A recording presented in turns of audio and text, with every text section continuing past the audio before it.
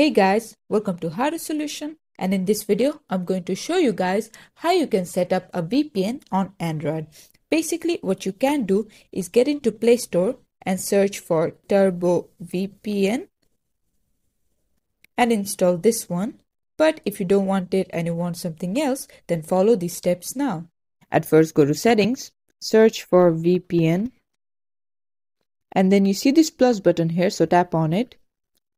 And then suppose name it to VPN, and then make sure this is set to this one.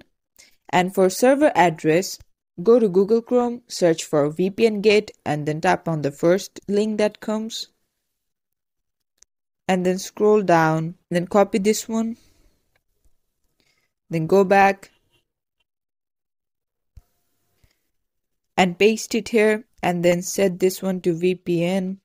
Name this to VPN. And then tap on save. And once you do, a new one is created, and for connecting to it, all you have to do is tap on it, this one, and then click on connect, and then click on OK, and then after loading, the VPN will be connected to you. This is it for the video. Thanks for watching. Please leave a like and subscribe for more tutorials like this, and until then, take care.